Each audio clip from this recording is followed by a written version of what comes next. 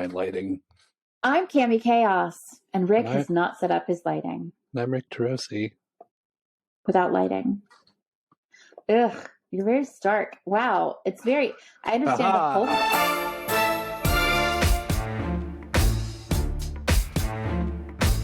I'd like to discuss something. Okay.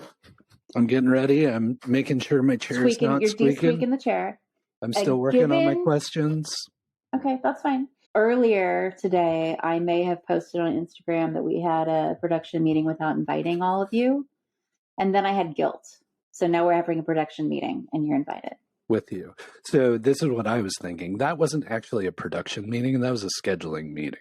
It was a scheduling/booking meeting. And this is your show as much as it is ours. So we will always invite you to our production meetings so that you can attend. The only problem is you don't have a mic or a camera.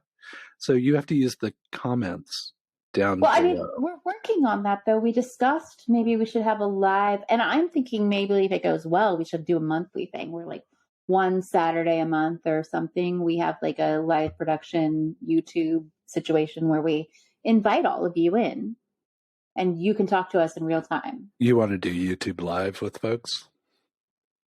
Yeah, I think that would be fun. Okay. Or we could do an Instagram live or whatever. Or Instagram live. Yeah, whatever. I'm format agnostic. But you want them to be more participatory in the process. If they want to. I don't need them to be, but like we have a few.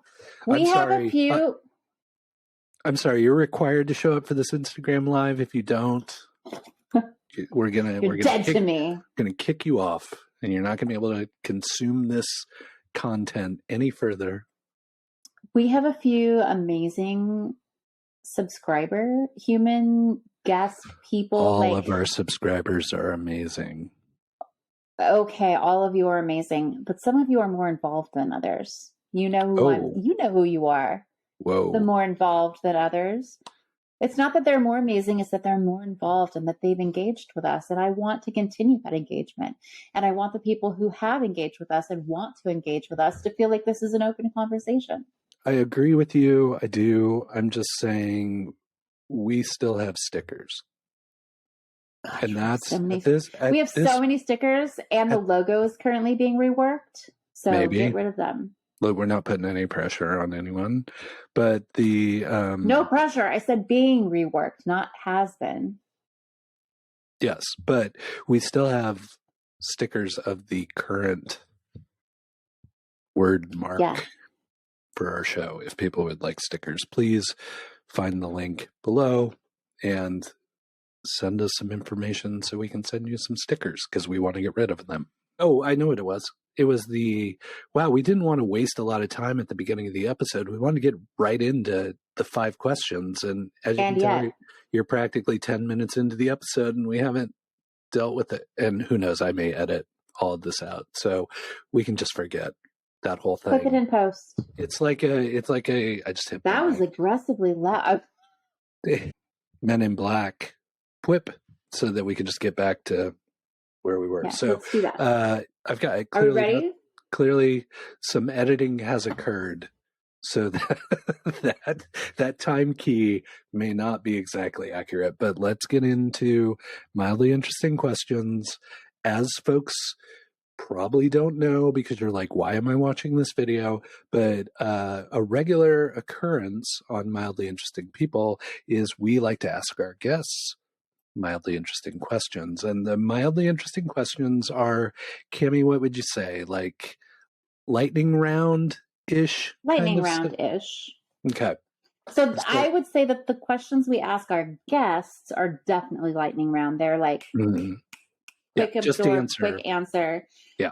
I think the questions that you and I ask one another on our non-guest episodes are a little more like in-depth, get to know you. And in some cases, is that too hot? Yeah, my tea is really hot. Yeah, and in some cases, like, let's fuck with one another. Like my last week, my karaoke question was obviously meant to mess with you, and did a good job. The rug question wasn't terribly kind either. I didn't think it was unkind. I was giving you a platform to talk about the fact that I like accessories. Well, and I don't want to spoil anything, but this week's guest, who I don't know if you know how this movie magic works, but we've actually already talked to them and we're just going to release it on Thursday.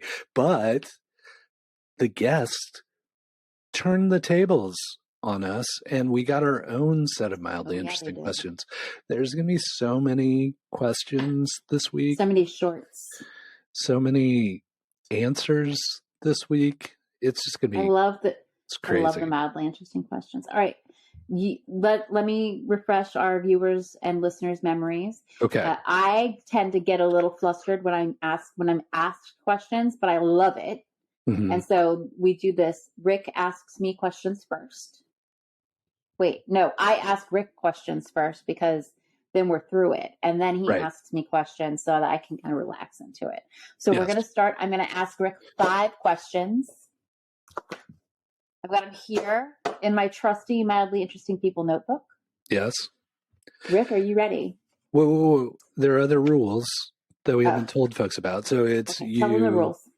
You answer as quickly as you possibly can. Like, don't spend a lot of time. Yeah, you can have a cat on your lap. Yes, that is one of the rules. If you feel like having a support animal for your mildly interesting, it doesn't have to be a cat. It could be a hamster, could be a dog. It doesn't matter to us. Could be an armadillo. Just if you need the support, take the support.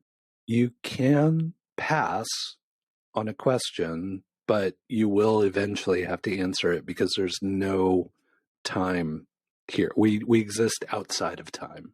It's like a Loki multiverse kind of thing. I was going to go with Thanos, but yeah, we're not. Can I ask you a couple questions before we get started? Please, I would. Is Richard Dawson dead? I believe so. Yes. Is Steve Harvey on our wish list of guests? I thought you were going to ask, is Steve Harvey dead? And I'm like, I certainly no. Steve Harvey is alive and still hosting the Family Feud. Richard Dawson passed away more than a decade ago. Yeah, that tracks. Cool. I thought he might have. Okay. So you can pass, but you have to come back to it. You can't just say there's no more time. Right. All right. This week's list of 5 mildly interesting questions for Rick is entitled Rick Freaking Caregiver Turoczy. I've basically been Nurse Ratchet for the last week with the same less pleasant. Less. I just wheel my little card around. I'm like, do you need your meds? Okay, are you ready? I'm as ready as I'm going to get. Question 1. Which do you prefer? A serious actor taking a comedic role or a comedic actor taking a serious role? I prefer the comedic actor taking a serious role. That's always more interesting to me. And why? It's because I think it is so often discounted how intelligent and creative comedic actors are, and they never really get the credit for their art until they take on dramatic roles. And this kind of conversation will come out in our episode this week, but it's kind of one of those things like certain things are accepted and rewarded in our society, and other things are seen as frivolous or not important. And I think that is what comedic actors struggle with, because they are often probably putting in at least as much, if not more, work to create a comedic form of art than they are to be dramatic and, for lack of a better term, more like everyday people. Okay. If you could master one art form, what would it be? Photography. Ooh, I didn't see that coming, but I should have. Thank you. It's not writing, because I've been writing for the past, 45 years. We're not getting any better at that. We're kind of where we are. And it's definitely not podcast editing either. So I'm going to go for the photography. I think that's where I am. Question number 3. What are you making for dinner? I'm going to do kind of like a chicken and Brussels sprouts kind of thing with a little fish sauce and vinegar and stuff. Nice. I don't know what you call it. We used to get something like it at a food cart here that was an amazing cart, and the cart wound up shutting down. And so I'm going to... But I think it shut down because they wanted to move. Yeah, I don't know. I don't know what the reasoning was, but I'm going to try and approximate that. I look forward to your approximation. Question number 4, vampires or werewolves? Oh, werewolves. Mm-hmm. Come on. Mm-hmm. Teen and why? Wolf. What? And why? Well, I used to have a significant head of hair. And as many people can tell, I do have a significant face of hair. Also, that will spike up. Sorry.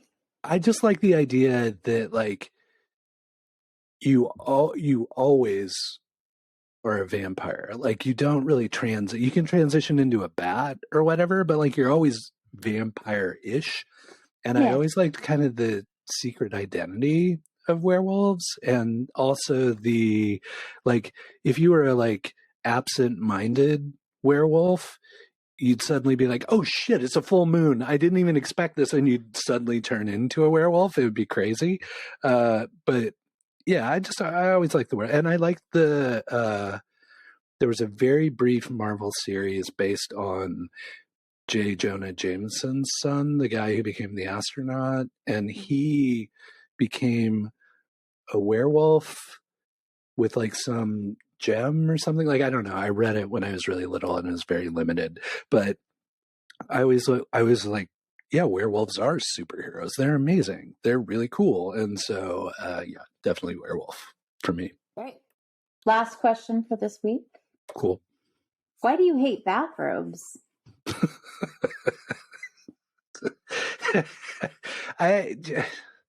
They're like rugs for your body. Like they're just like an unnecessary thing. Like I respect people who like robes.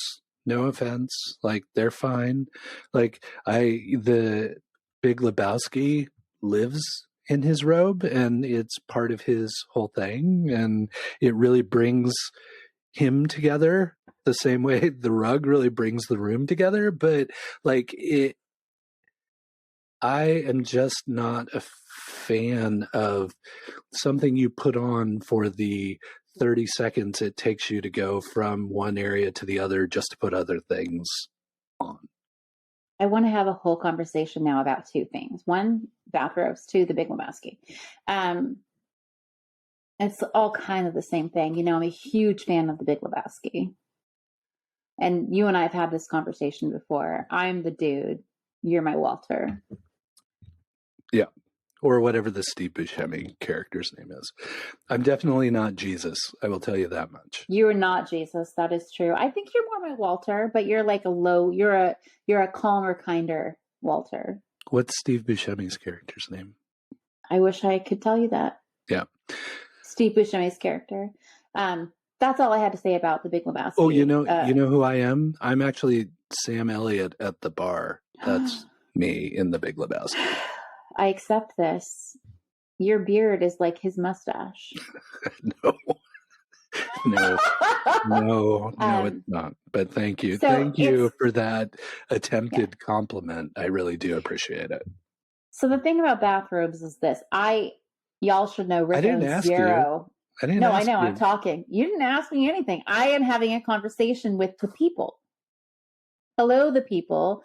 Rick owns 0 bathrobes. I got him a bathrobe as a gift at one point. He's never worn it. I assumed it as my own after it sat lonely and unused for like 9 months. But I own like 4 bathrobes. I use them differently depending on the season. And they're not for when you're bathing. They're just called bathrobes. That was going to be my question. Like, it's a robe. Yes. I love the bit, like, I'm a layer person. I'm like I wasn't born in Oregon, but I should have been, because I like to layer things. You put on your pajamas and then, oh, maybe you're a little chilly. You put a big robe on.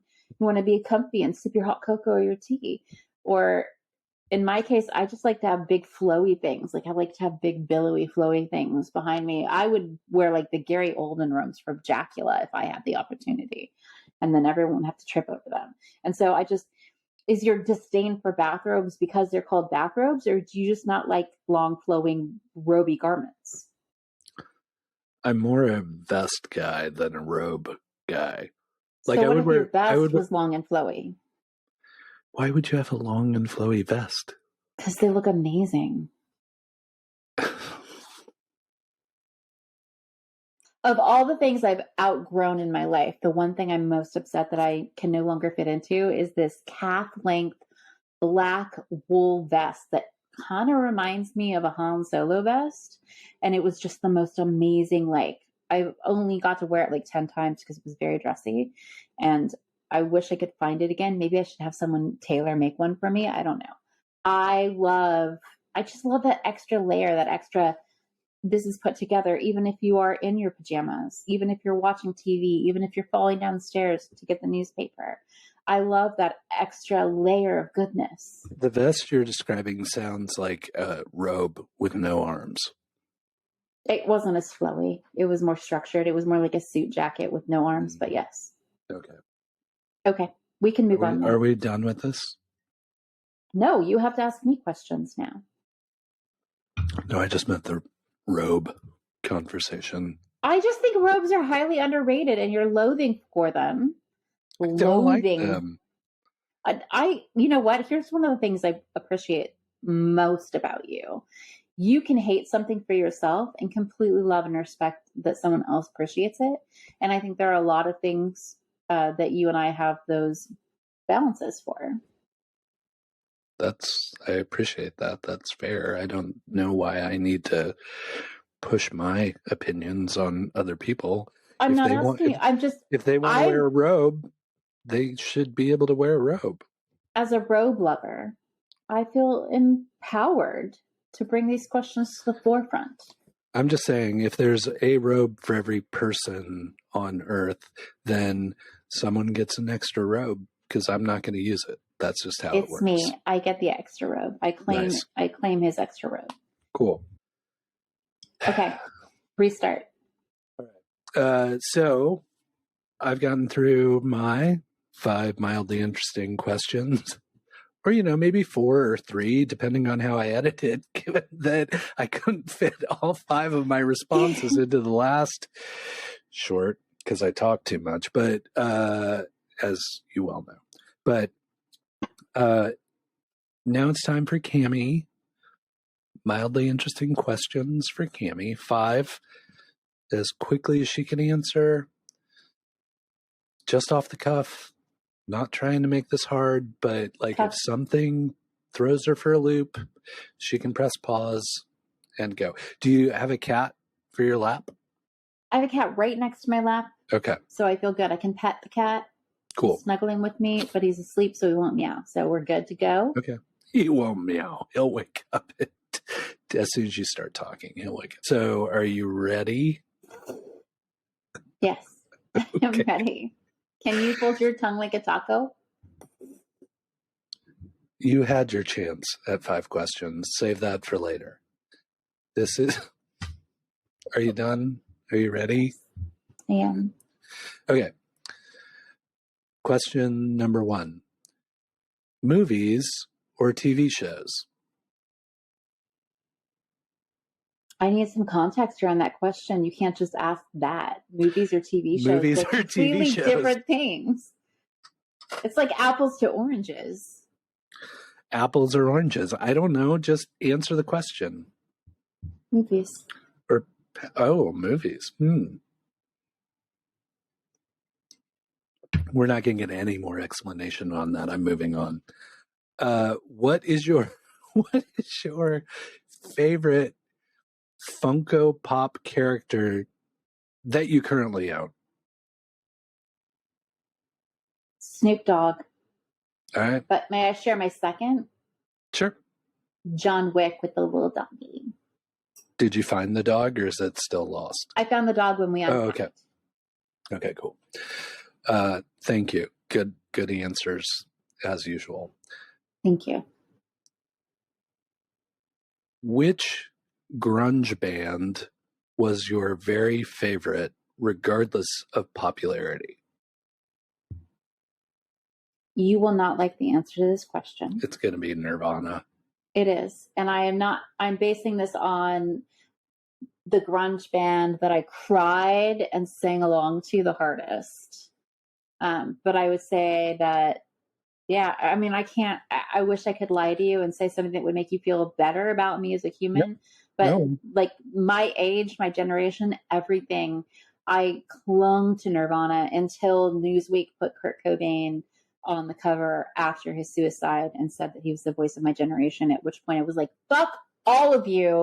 There's no judgment. There's no judgment here. This is a safe space. There are no wrong answers. So whether I agree or not, Nirvana is your answer. I've already checked it off the list. So your answer has been recorded in the Mildly Interesting Question archives. It cannot be changed. Well, yeah, I can. What if I change my mind? if I ask the question again at some point. Or if I'm like, hey, Rick, remember when you asked me that question? I've rethought it. I changed my mind. It is what it is for this week, at the very least. Nirvana. All right. This one, you may be like, he's just rattling off random words, but if you like stick with it, you'll get where I'm going. I'm excited. And then I need you to just pick one. Okay. It's a question. It's an or question. It's a lot of things. Okay. But it's an or question. Okay. Are you ready? I think so. West, Keaton, Kilmer, Clooney, Bale, Affleck, or Pattinson? All right, hold on. Just let me You can have several that you like.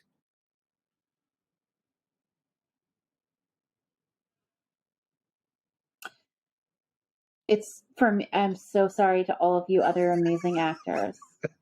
But for me, it's a tie between Keaton and Bale.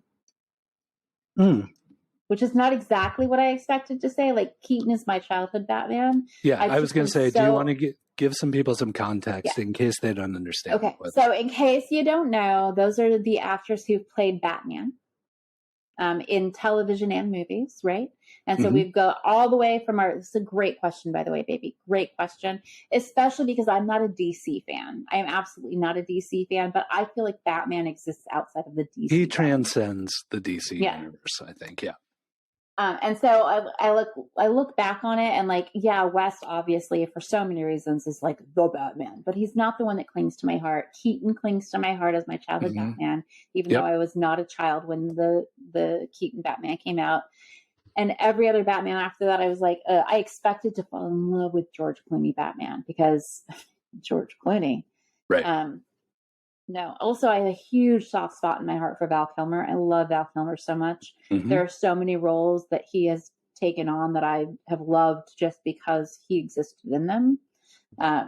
Tombstone is one of my top 25 movies. I don't even think it's a good movie. Oh, don't tease. Don't tease. But Christian Bale as Batman was a revelation for me. I was sincerely surprised that I was like, no, he's too delicate. He's too dainty. He's too whatever. And then I saw him as Batman and I was like, shit, he checks both the Batman and Bruce Wayne box. And I think that for a lot of actors, the problem is they can play Batman really well, or they can play Bruce Wayne really well. But many of them have a hard time playing both of those characters equally well.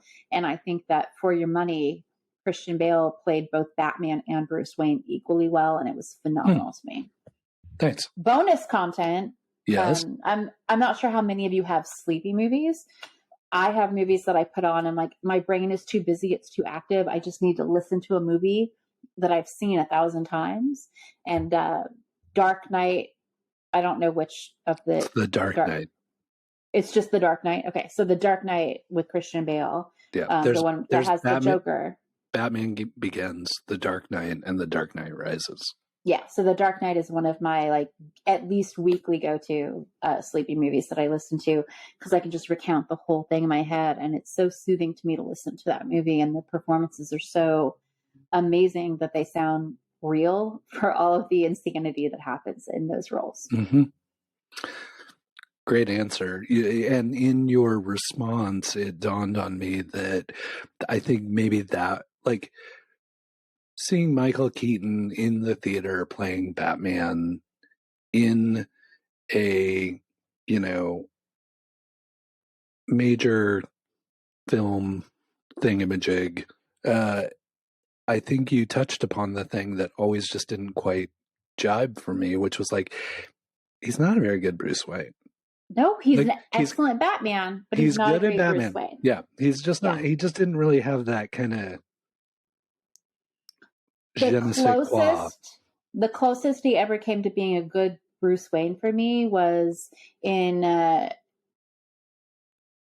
The Apartment, when he was like, he basically turned into Beetlejuice while he was Bruce Wayne, and he broke the thing. He was talking to the Joker. Jack Nicholson also would be my favorite Joker if it weren't for later Joker casting of Brain. Heath Ledger. Heath Ledger was amazing. I mean, saying Joaquin Phoenix is pretty damn good Joker too. That's outside the Batman universe for me. I'm talking about within the Batman universe. Joaquin Phoenix's Joker was amazing, but it was like the Joker story. I'm talking about the Joker as he applies to the Batman movies. Okay. You don't believe me. No, I'm just saying. I'm talking about the Joker v. Batman. Boom, boom, boom. Okay. You want to know, honestly, in my opinion, and this is probably heresy to say it. Don't say Jared Leto. Okay. Oh, no. Michael Keaton actually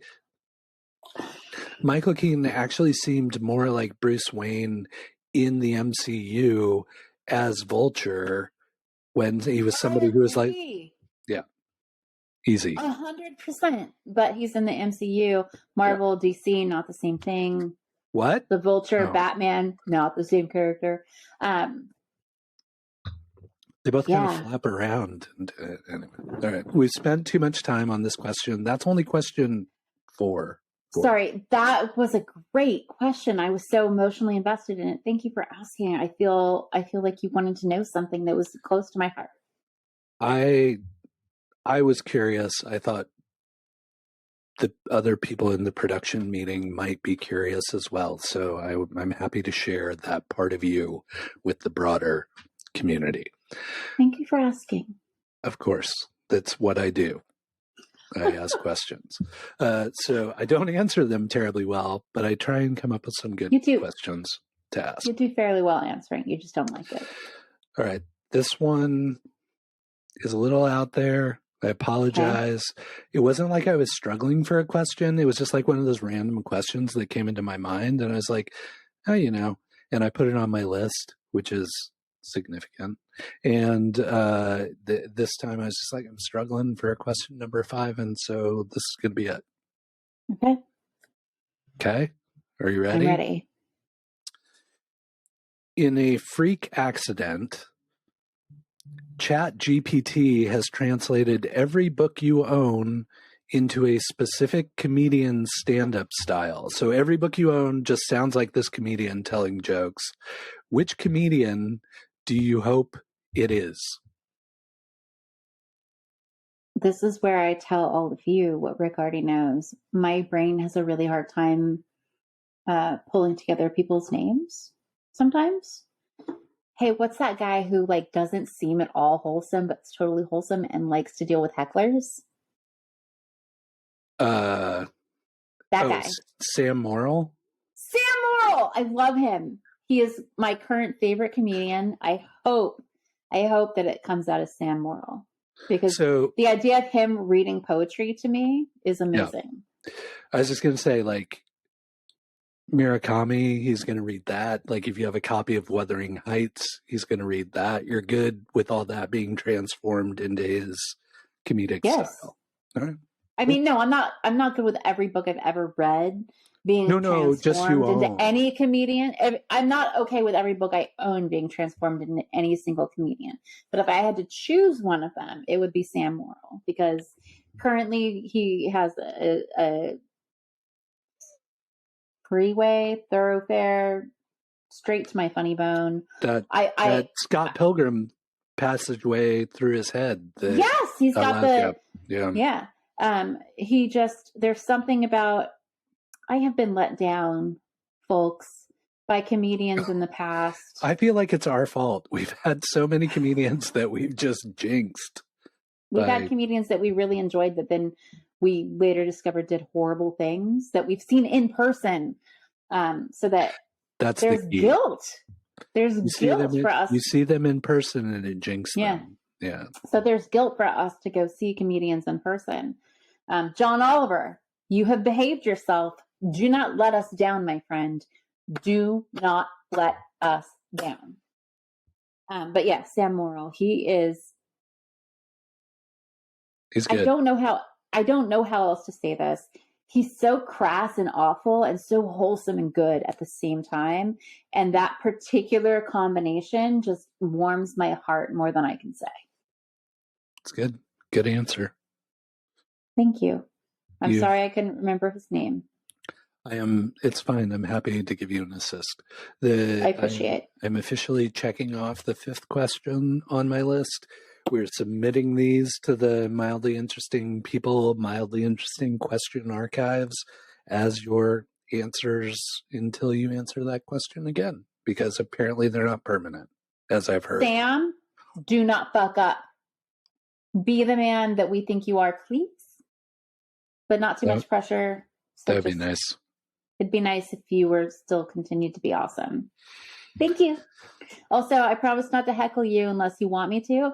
If you want me to heckle you, I'll totally show up at your show and heckle you. It'll be great. So I always wonder with those comedians where it's like they're so good at dealing with hecklers. Like, does it become something where they start to attract that element, or do they just? I wonder that too. Do people show up and they're like, "Oh, he loves hecklers. Let me heckle," or does he have like a friend in each city that he's like, "Come heckle me"? I don't because some of the heckling is very unfriendly. Yeah. Some of the heckling that he receives is super unfriendly, and he still handles it so graciously. He really does. He does a good job. And the other thing I appreciate about him is he did the whole like rooftop sets during the pandemic. He did did some great pandemic comedy, making me wish that I had lived in New York during the pandemic. Yep. The oldie thing. The only thing making me wish I lived in New York during the pandemic. Too many people. Cool. Well, to be fair, Rick and I still don't leave the house unless we're forced to. So right. Yes. Yeah. So we made it through the questions. What do we have to deal with production-wise? We have a new litany of guests we have to reach out to. Like, how are you feeling? Props. Rick has been doing some research and learning on production quality. He's learned how to do some more editing stuff. I don't know if you saw the Tetris short, but he added some cute little Tetris things. And so I feel like our production value is going up a little bit. I really like that. Yeah. No, I agree. And if folks have any feedback on that would be appreciated. Or if you're like, I would have done it like this, or like whatever, like always happy to hear that kind of stuff. We're experimenting with stuff. I think the other place we could use some help, and thank you. Like, I do enjoy the editing. I was talking to Cami about it earlier, and I'm like, it kind of takes me back to my days of Flash, which if you were born this century, you have no fucking clue what I'm talking about. But like, there was a product called Flash that you used to, like, the challenge of it was developing as a web developer, and you had experienced HTML. It was a very two-dimensional, potentially three-dimensional practice. And then this thing came along called Flash, and suddenly you had to deal with also time as a dimension of what you were developing. And so I think the editing and production feels like my days in Flash back in the old days. So it's kind of rekindling some of that blah blah. And you're enjoying it? Right now I am. Cool. Like, I think we need to figure out a few things that make it more efficient or like repeatable. Like I can't like spend hours and hours editing every single video, but like I think if we can find some elements that are repeatable and make it interesting to folks, like I'm excited to kind of lean in to some of that. Do you think that we have told the people clearly enough that we're only doing this show as long as it's fun for us? I don't think we've communicated that. Like I think we've started to touch on like it's nice to have a hobby again. And while we really appreciate having all of you here and we feel like this is fun to create, but part of the fun is ensuring you're entertained. Like that part is fun, but this isn't about like we need to build a media empire and like pay attention, create a bunch of content and swag and things and stuff. Like it's a hobby, and it's nice to have a form of expression to create that. But to your point, Cami, why don't you like provide a little more insight onto that like fun factor? Sure. Rick and I have both been podcasters in the past, or videocasters. Like, I mean, there's been some very specific lines drawn between podcasting and videocasting and YouTube creators. We've done this before, but we're doing it now because it's fun. We're doing it now because it's a way for us to communicate with people that we think are awesome, and to bring that not just to ourselves, but to other people, and to be able to actively enjoy those conversations and enjoy the process of creating it and putting it forth to the internet. And it's something that we're enjoying, not just individually. Rick is enjoying it individually. I'm enjoying it individually, but something that we're enjoying doing together as well. And that's the longevity of the show. As long as we're enjoying doing the show, we'll do it. But if it becomes work, or if it becomes something that we are like, oh, I have to do this. Do we have to do this? Like this morning, we were like, hey, do we want to record an episode today? I think we do. I want to. Do you want to? Let's talk about it later. As long as it's something that's joyful for us to be like, hey, let's do a thing. We'll keep doing it. But this is something that's fun for us. And we love interacting with all of you. And we hope that you all love interacting with us. But if you don't like us, I don't want you to have to, if you're a person who knows me or who knows Rick and you're watching this because of some sense of obligation, don't worry about it. Don't worry about it. If my parents are watching this right now and they're like, oh God, no, just go. It's fine. I love you. You could be doing with your life right now. Go do the better things. If this brings you joy or enjoyment, stick with us. If it doesn't, do you, and we'll do us, and it'll be great. Cool. Was that helpful? Yeah, I mean, I just think that's why I think I have a really hard. As an introvert, this is bringing me energy instead of taking it away from me. That's the best way I can say this. I wake up and I'm like, I want to do a show today. I want to talk with Rick. I want to share my thoughts. I want to interview amazing people and bring them to other people. And it's making me happy. Well, and I think part of it for me is there's this real struggle between, I think we're enjoying developing the content, and I'm really proud of the progress we've made in the last 2 months. And I want to be like celebrating that and promoting that and those kind of things, but I don't want it to be just promotion for the sake of promotion. No, like I agree. Like trying to figure that out. And we had a conversation, and it was kind of reinforced by Casey Jones recently that Hi, Casey. this feels almost like a weird, like, there's not a lot of like situational comedy on television now, or there's not a lot of like, that kind of like more humorous aspect of life. And I think one of my hopes is that our vibe is delivering something in that regard, even no matter how haphazardly is delivering. Even if we're complete dumbasses in the process, yeah. Still funny. So hopefully it's delivering some of that aspect to folks who really need that right now, whether it's connection to other humans being real, or if it's us and you're like, oh shit, it's been a while. It's been a minute since I've hung out with those folks. Like whatever that vibe is, or it could be, I don't know who the fuck these people are, but they act stupid online and I like that, so I'm going to watch it. Like, or even that.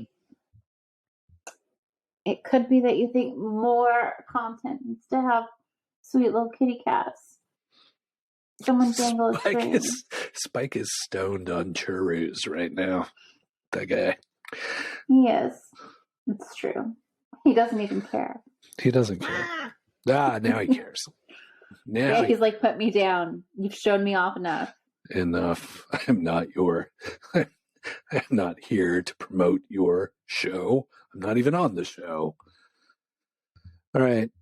Let's be real. He's the star. He really is.